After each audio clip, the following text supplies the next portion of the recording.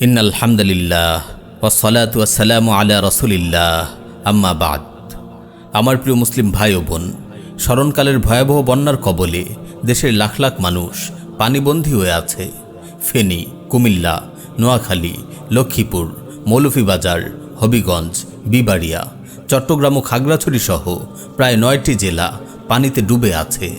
অব্যাহতভাবে পানি বাড়তে থাকায় পরিস্থিতির আরও অবনতি ঘটছে। বিশেষ করে ফেনীবাসীর অবস্থা খুবই ভয়াবহ। বাসাবাড়ির উঁচু স্থানে অবস্থান করেও অনেকে এখন মৃত্যুমুখে পতিত।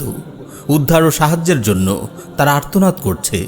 বিদ্যুৎ ও নেটওয়ার্ক বিচ্ছিন্ন হয়ে পড়ায় অনেকের পক্ষে যোগাযোগ করা সম্ভব হচ্ছে না। আটকে পড়া এমন বহু মানুষের আহাজারি উদ্ধারকর্মীদের কানে আসছে না। হঠাৎ পরিস্থিতি এতটা ভয়াবহ হবে কেউ কল্পনাও করেনি। কারণ স্বাভাবিক বৃষ্টিপাতের কারণে এমন বন্যা পরিস্থিতি আগে কখনো ঘটেনি। এটা বাংলাদেশের মানুষের প্রতি ভারতের অমানবিকতার ফল। বাংলাদেশের মানুষ বর্বর খুনি হাসিনা সরকারের জুলুম থেকে মুক্তি পেলেও হাসিনার আশ্রয়স্থল ভারতের আগ্রাসন থেকে এখনও মুক্ত হয়নি। ভারত একদিকে খুনি হাসিনাকে আশ্রয় দিয়ে বাংলাদেশের মানুষের সাথে চরম বৈরী মনোভাব দেখিয়েছে, অপরদিকে পূর্ব থেকে সতর্কবার্তা ছাড়াই ডুম্বুর বাঁধ খুলে দিয়ে এদেশের লক্ষ লক্ষ মানুষকে পানিতে তলিয়ে মারার কঠিন পরিস্থিতি সৃষ্টি করেছে। বাংলাদেশের মানুষের উপর ভারতের এই পানি আগ্রাসন বহু বছরের। চাষাবাদের জন্য বাংলাদেশের মানুষের যখন পানির প্রয়োজন পড়ে তখন ভারত ন্যায্য পানির হিস্সা থেকে এদেশের মানুষকে বঞ্চিত করে। আর বর্ষাকালে যখন নদী নালা, খাল বিল সব পানিতে থই থই করে তখনই ভারত নদীর বাঁধগুলো খুলে দেয় যেন এদেশের মানুষ পানিতে ডুবে মরে। বাংলাদেশের জনগণের প্রতি ভারতের মানুষ সবসময় বিদ্বেষমূলক আচরণই করে।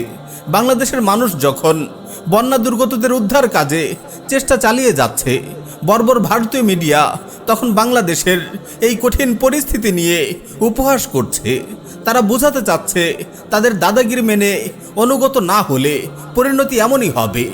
আমরাও ভারতকে বলে দিতে চাই, তোমাদের মতো গোপূজারী কাপুরুষদের বাংলার মুসলিমরা সমীহ করে চলবে না। আমরা ভালো করেই জানি মুশরিকরা মুসলিমদের প্রতি কতটা বিদ্বেষ ও শত্রুতা পোষণ করে। আমাদের মহান রব আমাদের জানিয়ে দিয়েছেন, লাতাজিদান্না আশাদ্দান নাসি আদাওয়াতাল লিল্লাযিনা আমানু আল ইয়াহুদা ওয়াল্লাযিনা আশরাকু।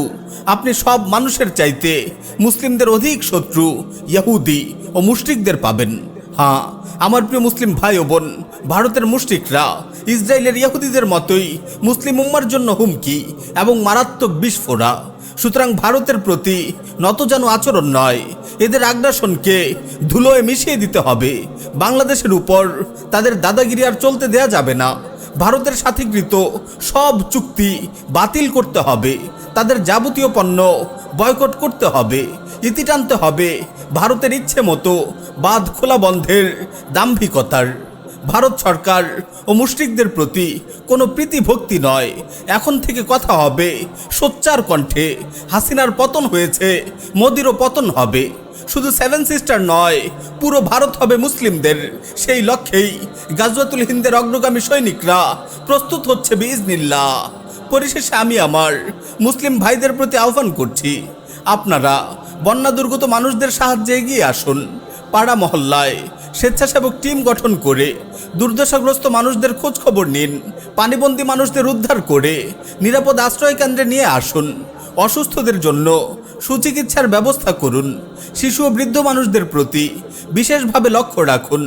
পর্যাপ্ত শুকনো খাবার, বিশুদ্ধ পানি, খাবার, স্যালাইন ও প্রয়োজনীয় ওষুধপত্রের ব্যবস্থা করে বন্যা দুর্গত মানুষগুলোর হাতে হাতে পৌঁছে দিন। যারা দূরে আছেন, বিশেষ করে প্রবাসী ভাইদের বলছি, আপনারা আর্থিকভাবে সহায়তা করে স্বেচ্ছাসেবক ভাইদের কাজকে আরও বেগবান রাখতে ভূমিকা রাখুন। প্রিয় ভাই, আপনি যদি আপনার মুসলিম ভাইয়ের সাহায্যে এগিয়ে আসেন, আল্লাহ তাআলা আপনাকে সাহায্য করবেন। হাদিস শরীফে রাসূল সাল্লাল্লাহু আলাইহি ওয়াসাল্লাম বলেছেন, ওয়াল্লাহু ফি আউনিল আবদি মা কানাল আবদু ফি আউনি আখিহি।